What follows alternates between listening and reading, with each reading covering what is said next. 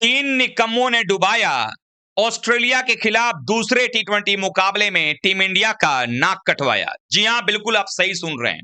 भारतीय cricket team जो पहले टी20 मुकाबले में जो कि बारिश की वजह से रद्द हुआ मानुका ओवल कैनबरा में, उसके बाद लगा कि टीम इंडिया कुछ अच्छा करने वाली है, जीत के साथ शुरुआत करने वाली है, लेकिन हुआ वही ढाक के तीन पात। यानी दूसरे टी20 मुकाबले में एक तो किस्मत रूठी हुई है, टॉस जीतने का नाम नहीं ले रही टीम इंडिया, और उसके बावजूद जब भारतीय टीम बल्लेबाजी करने आती है टी20 में, तो हमारे बल्लेबाज ऐसा लगता है कि टेढ़ी भौं करके आते हैं कि नहीं भाई साहब, हम तो खेलेंगे नहीं, मानो रूट से गए हों। और ऐसे में भारतीय टीम की बल्लेबाजी धाराशायी हो गई। अभिषेक शर्मा को छोड़ दें तो कोई भी बल्लेबाज अच्छा करता नजर नहीं आया। सॉरी सॉरी सॉरी, एक दुनिया के सबसे महान ऑलराउंडर ने भी रन बनाया। 33 बॉल में 35 रन हर्षित राणा ने बनाया। बहुत महान ऑलराउंडर है, इनके सामने हार्दिक पांड्या, शिवम दुबे, बाकी लोग पानी भरते हैं। कपिल पाजी भी शर्मा गए होंगे देख करके, यानी गौतम तक शर्मा गए होंगे। तो उनको देख दें तो बाकी किसी का भी कुछ भी काम नहीं रहा। भारतीय टीम ने बल्लेबाजी में इतना घटिया परफॉर्मेंस किया कि 125 रन पर टीम को ऑल आउट होना पड़ा।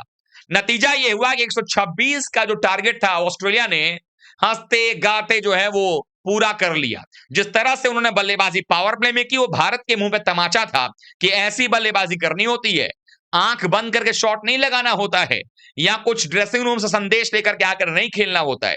लेकिन वाकई में भारतीय टीम की जो ये हार हुई है ना, इसमें प्लेयर्स का योगदान तो है ही, लेकिन तीन प्रमुख खिलाड़ियों का योगदान जो है, तीन लोगों का योगदान मैं कहूं तो गलत नहीं होगा। इसीलिए हम कह रहे हैं ये किसी काम के नहीं होते हैं, और जो काम का नहीं है उसको क्या कहते हैं, निकम्मा। तो इन तीन निकम्मों ने भारतीय टीम के लिए जो है एक शर्मनाक हार की का जो एक तरीका था वो प्रोड्यूस किया और भारतीय टीम को हारने पर मजबूर किया। तो तीन नाम कौन है? आपने इस मुकाबले में देखा होगा कि ओपनिंग करने अभिषेक शर्मा और गिल आए। गिल साहब को हेलमेट पर जैसे ही जॉश हजलों ने मारा, टक, हिल गए गिल साहब। गिल साहब गए हिल, और उसके बाद वो कहे कि नहीं नहीं मुझे मारो मत, मैं जो कहोगे। ऐसे लगता है ऐसे रास्ते में किसी चोर ने आपको पकड़ा हो चाकू दिखा करके, आपने कहा हाँ जो भी मेरे पास है ले लो भैया, ये पर्स ले लो, बटुआ ले लो, मोबाइल ले लो। वैसा ही कुछ यहां पर हुआ। गिल को जैसे ही हेलमेट में बॉल लगी, उन्होंने कहा ले लीजिए मेरा विकेट ले लीजिए जी, और मिड ऑफ पर कप्तान मिचेल मार्श ने कैच किया और ये आउट हो गए। लेकिन गलती यहां पर तो थी। इसके अलावा सबसे बड़ा ब्लंडर हो गया कि जिस संजू सैमसन को भारत में एशिया कप के दौरान आपने जो है यूएई में जब मैच खेला गया दुबई में, आप नंबर 8 तक का बल्लेबाज नहीं समझ पा रहे थे, उनको आपने कह दिया कि आप नंबर 5-6 के लिए तैयार रहो।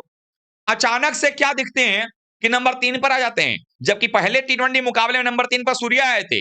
अचानक से ब्लंडर, बंदा तैयार भी नहीं हुआ था मेंटली, आते ही बेचारे आउट हो गए। उसके बाद हर्षित राणा, दुनिया के सबसे खतरनाक ऑलराउंडर, वो शिवम दुबे से पहले बल्लेबाजी करने के लिए आ जाते हैं।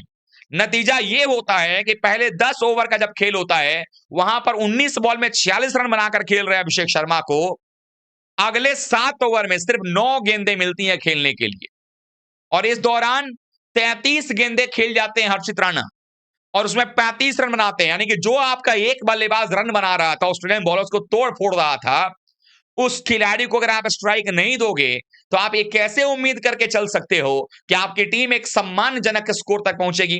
वो होता हुआ नजर ही नहीं आया। और भारतीय टीम का ये मजाक वहीं नहीं रुका, उसके बाद ये मजाक चलता रहा। अभिषेक शर्मा ने 68 रन बनाए। वो प्लेयर जो एक समय 200 प्लस के स्ट्राइक रेट से बैटिंग कर रहा था, इवन जब पहला 10 ओवर खत्म हुआ था, उसमें 19 बॉल में उनके 46 रन थे, लगभग 240 के आसपास का स्ट्राइक रेट था।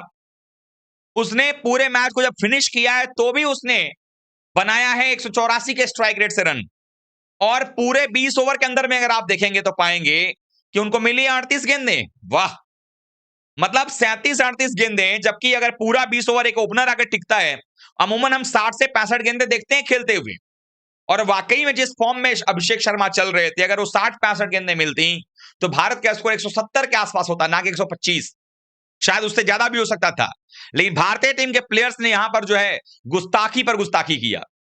तो पहली गलती जो रही वो शुभमन गिल की, जो कल्प्रिट है उनको टीम में लेकर के आया गया है कि भाई वो ओपनर करें, उनकी जगह जायसवाल को टीम से बाहर कर दिया गया। संजू की ओपनिंग प्ले से छेड़छाड़ कर दी गई, क्योंकि ऐसा तो नहीं था कि संजू सैमसन इन विकेटों पर बल्लेबाजी नहीं की है, पहले भी किए हैं। अफ्रीका में भी ऐसी ही हार्ड विकेट्स मिलती है, वहां पर तो 2 बैक टू बैक शतक बनाया था संजू सैमसन ने। पहली चीज कि एक गिल के फंसाने के चक्कर में, गिल को सेट करने के चक्कर में पूरे टीम इंडिया का समायोजन जो एक संतुलन है बिगाड़ के रख दिया गया है। दूसरा, हर्षित राणा बल्लेबाजी में रन बनाएंगे तो गेंदबाजी में भाई साहब पिट जाएंगे। गेंदबाजी में क्या करेंगे? मतलब गेंदबाजी के अंदर में 2 ओवर में भाई साहब ने 27 रन खर्च कर दिए थे। इतना मार पड़ रहा था उनको, कोई पूछ नहीं रहा है हर्षित राणा को, मार पे मार पड़े जा रही भाई साहब, कुछ आप कह ही नहीं सकते हैं।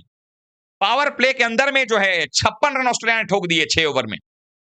वो तो भला हो वरुण चक्रवर्ती का जिन्होंने आकर ट्रेविस हेड को आउट कर लिया, नहीं तो 6 में हो सकता है 70-80 भी बन जाते। तो दूसरे ये कल्प्रिट, और इन सबके सूत्रधार तीसरे और सबसे बड़े कल्प्रिट वो है गौतम गंभीर। बाय द वे बता दूं कि वरुण चक्रवर्ती ने जो ट्रेविस हेड का कैच जो लिया था, वरुण चक्रवर्ती ने जो विकेट निकाला, वो कैच था तिलक वर्मा का, बाउंड्री पर बड़ा ही अलग तरीके का करिश्माई कैच था वो।